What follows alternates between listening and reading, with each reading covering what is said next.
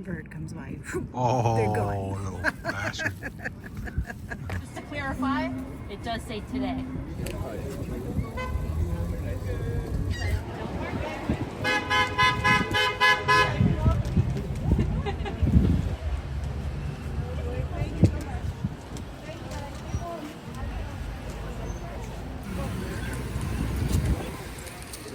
Well, that's okay. How far do you think you get? He's over there. Okay, take this. That gives us time to tell stories. Hello, come on in. Oh, hello? Yeah, with the seat. Okay. Oh, we're close. You excited? Yes. This is something that Carol's wanted to do for a long time. Yes. Yes. Well, Come on in, guys. How are you? Nice. Where do we go before? We went to Diane's, right across the street. some beverages. Don't go far. Let's had a couple I see beers. this is for free, so you're gonna get that back. There you go. Bartender's name? James. And he's a friend too. And what? Oh, yeah, a friend named Ken. Hey, Richard. Quick head count, because the boss bill says I have to return with the same number of heads I need. Are you all visiting from out of town to come see the major totality of the eclipse? Yes, sir. Okay, very quickly, one at a time. I don't need your whole story, although you can tell it if you want to. Where are you from? Innisfil. Nice to have you here. So welcome to Kingston, a very historical city you've chosen, and so has, I guess, the celestial heavens chosen us for the path of totality, us and Niagara Falls. They've also chosen to give us some cloud cover that day because the clouds want to have a look at the eclipse too, I guess. But we're going to get what's called mostly sunny, which is not the same as partly sunny, partly cloudy, or mostly cloudy. We're going to get mostly sunny with some clouds, so that should be okay. Myself, I'll be over at Fort Henry bright and early, going up and down the hill, giving people a chance to get in and out more easily. But good luck getting to or from Fort Henry once the day begins. Road closures will begin very early at 7 a.m. So welcome to Kingston. This was the most popular spot back in the 1700s. The British Empire Loyalists established a fort just down King Street, Fort Frontenac. They established it right where the French had theirs since 1673. The French colonialists and the Iroquois and the First Nations people were out and the British were in. And they moved on to Upper Canada, which is now parts of Nunavut, Nunavut and parts of northern Quebec. They came back and rebelled a couple of times and lost, and the British kept their foothold here. Fort Frontenac, Fort Henry, Fort Berryfield, among others, that still are here today. And of course, across the water, we have the RMC, the Royal Military College. And that's been a tradition for 148 years. And we're looking forward to a sesquicentennial in 2026. When the British first settled here, they established a port right about here near some farms, including this building, which eventually went up and became a farmhouse. It was originally the Hershmer family home when the first legal structure was built on the property in 1809. It wasn't yet the Prince George Hotel. It was the Hershmer family farmhouse. And it was a tavern, because if you were smart, 2,000 sailors a day arriving to port, both merchants and military, you served a few drinks and made a few dollars. So a lot of houses would set up a table, a hot pot, a few nice bottles, some kegs, and away you go. You called it a tavern. There were 157 of them for a city of 5,000 people, but we weren't all drunkards. It was for the sailors. So they would come into port. There was no train here at the time. That wasn't until the early 1840s. But they came into port, and they looked for inns, they looked for taverns, things like that. This was one of them. The Hershmer family, when they first built here, they had a lot of children, including an eldest daughter named Lily, who was 15 years old. I feel a kinship with them. My eldest daughter, believe it or not, is named Lily. And much like my Lily, did not listen to her parents. So by the time she was 20 years old or so, in 1815, she was dating one of the sailors who would come into port, and doing it secretly. But how do you date secretly in the 1800s? Well, texting rates were very high, so it was very high. So she had a little secret signal. She put a candle in the window once it was first dark. Everyone else went to sleep, and she waited up for her love. And they were engaged to be married. And eventually she was going to tell her parents, according to the boyfriend. But sadly, that marriage never happened, because one night he was late coming in, and she fell asleep, as most people do in the dark. The candle burned down to the windowsill, and the whole house burned down, taking the Hershmer family with it. That cute little illustration of Lily with the lantern over there is part of the haunted walk tour, where you get a larger version of the story. For example, the sailor did tell the story to the extended family who inherited the property. They went to the city clerk's office in 1818, and by 1820 they had rebuilt the original structure with the blueprints that were on hand, and that was the beginning of the Prince George Hotel in 1820. And it remained a hotel till almost, well, 1921 or 2, and then it became a rooming house, and by the 50s I believe it was an apartment house, and by the 80s it went condo, like everything in the world. And it's still a condo to this day. People live upstairs in private residences that they own or rent from owners, and downstairs is just the Tirnanog Tavern, where you can get a nice bite to eat. Still a tavern. 8 windows, 3 on the left, 3 on the right, 2 in the middle. Ignore the left, ignore the middle. On the right, that first one with the little water pitcher in it sometimes has a candle glowing at night. That's the room very often people would be taken to, and mysteriously the chambermaid would disappear before you decided yes or no for that room. You'd have to go back downstairs and ask what's going on, and often they would ask, was it room 304? They numbered it by then.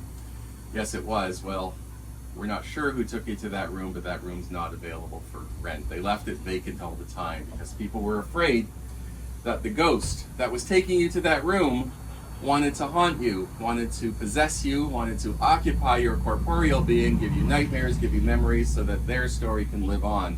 And that's what spirits tend to do. They tend to lure you so they can occupy you and use you to carry on their unfinished ghostly business. Do I believe that? Doesn't matter. Legitimate stories are ones that are corroborated by history and witnesses. And that one had a number of credible witnesses, and definitely we knew the history. So people believe that that is necessarily a legitimate ghost story. True or not, you decide. It became so popular here in Kingston that the Queen and the Governor General were afraid this was a vulnerable city, and they moved the capital from here to Ottawa. So for a while we were a capital city. We never had a capital building. That was always a city hall. Okay.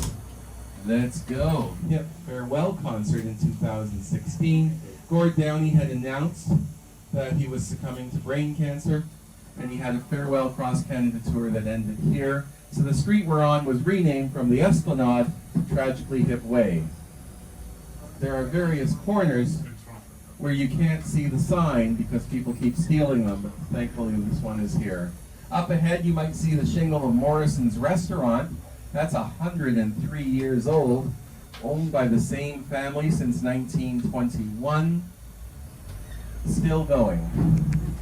Everything here along King Street is pretty much heritage. You can tell the age of the building. Multicolored bricks are post-Depression. The red colors are pre-Depression, and the limestone are the late 1800s. Limestone became expensive, so they eventually replaced it with different colored brick. For those who like the limestone appearance but couldn't afford limestone, they used this very light cinder block type brick.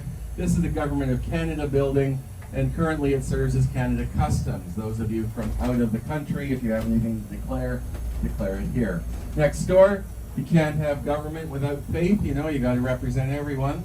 They're separated by a fence though. So this is St. George's Cathedral, and this is a Anglican church, Church of England, because well, Queen Victoria wanted us to have a bona fide city. To have a bona fide city, we have to have an affiliated cathedral. She chose the Anglican Church. So the Lord of Sydenham, he didn't like the United Church very much because the Reverend John Stewarden once delivered a fiery speech about infidelity. I don't know if he took that personally because he had a guilty conscience, but he swore he would never set foot in that church ever again. And true to his word, his wife said he never did, but he didn't live much longer after that declaration. He fell off his horse, broke his leg, gangrene set in, and that was kind of a death sentence. He was buried in the churchyard. They started a graveyard just for him. He was the first person, but not the last. The Reverend John Stewarden was eventually buried beside him, best friends forever. And they turned his asylum into their security headquarters. And they since expanded to some larger buildings, which are now condemned, fenced off, and no one is really welcome. We're welcome to come, stay for a short time, and then leave. To the left here, the property was used for medical purposes, still is. The Beach Grove Complex, latest use was for COVID screening, testing, and treatment. But up ahead, beyond this driveway, beyond this little garage where the service vehicles park, you'll notice that guardwell or guard all security are patrolling. So we'll stay a few minutes, but not much longer. This is considered the most haunted property in the city of Kingston because there are a number of souls here that are at unrest. Dr. Rockwood's plan was not very good. He drugged them. He basically overdosed them with alcohol and opiates to make them docile and sleep. Didn't work for long, though. Eventually organ failure and death would result. So the inmates were rotating through here fast. It could only accommodate 8 inmates at a time, and that was in the basement of the structure. And they gave them a place to live up top. They didn't give them 2 different buildings. That's a fast one if I ever heard of one. So don't mind that noise in the basement, kids. That's just Daddy's work. And that's where he lived for about 11 years, doing a very good job, pretty much treating or dispatching the lunatics of the prison system. And unfortunately, it had quite the reputation as a place that you would go to but never come back from. Who knows where those people are? Some people suspect buried on these premises. Dig carefully. Similar to the tragedies that we're discovering at residential schools, they're very cautious about where they dig here. Now, Dr. Rockwood was so successful at what he did, the government of Ontario took notice and they had a question for him, can you take more? And at first he wanted to say no, because he was afraid of being exposed for the quackery that he practices. But he was afraid to say no, so he said yes. The medium went for a walk up these steps. She didn't get very far before she turned around by about the 3rd or 4th tree, came back, fell down, almost crawled back to the trolley, told the driver she dropped her necklace. Would you go get it for me? I'm too scared to go back. The presence that she felt there, the angry presence, she believes this is a mass burial ground. It is suspiciously elevated above the rest of the property. Hard to know for sure. No one's ever checked it. The Ontario government still has control of this place for another 50 years before investigations even begin. The building is for sale. You want to buy it for $1, you can take over all the liabilities that go with it, including back taxes, demolition, renovation, whatever. I believe that's in the neighborhood of $60 million. Property itself has an estimated value of $250 million, but I don't believe anyone wants that responsibility. Even Queen's University considered it and then decided no. The building itself is a real scientific hazard as well because, unfortunately, it's full of asbestos. And it's full of mold and things like that. You need a hazmat suit to go inside. You could get quickly sick from one visit. We used to have visitors who would go in with their video cameras back in the 90s and early 2000s. I'm a ghost hunter, look at me. They get sick. And so they fenced it off and they do guard it. So the necklace sat there and the driver went to look for it and it was arranged in a perfect circle, still clasped together. And the pendant had fallen off. It was a crucifix and it was standing on end, but it wasn't a 3-dimensional crucifix, it was a flat one, but it was still standing. And he remembered the stories about ghosts wanting to trap corporeal beings. He decided he didn't want to walk into that trap that looked very obvious, so he didn't. He walked away from it and he just told her, I couldn't retrieve that necklace. She asked no questions. She understood completely and they drove off. It wasn't there the next day. The driver went to look for it, so he guesses somebody thought, ooh, free necklace. They're probably wandering around with bad dreams and unfortunate memories now. Look, a pair of eyes or something like that. Someone else comes back to look for that pair of eyes and they're not there anymore.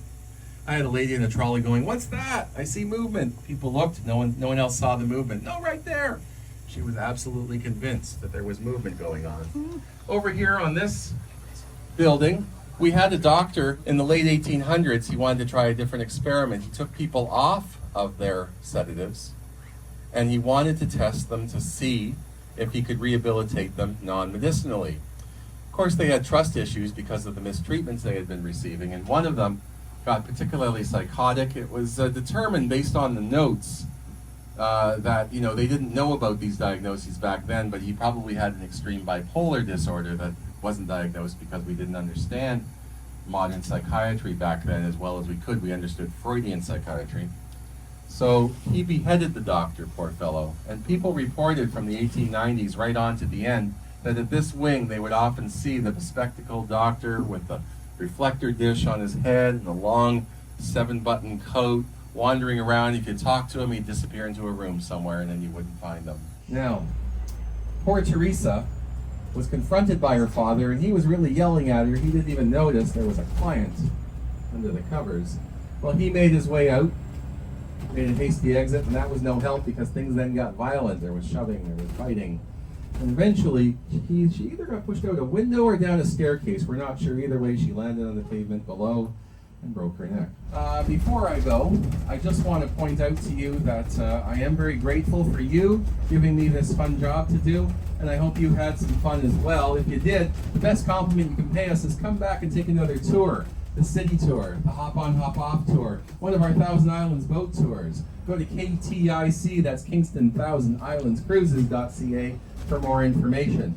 This time of year, people don't expect these to be blocked off, but we started early this year because we have a lot of visitors for that big celestial event.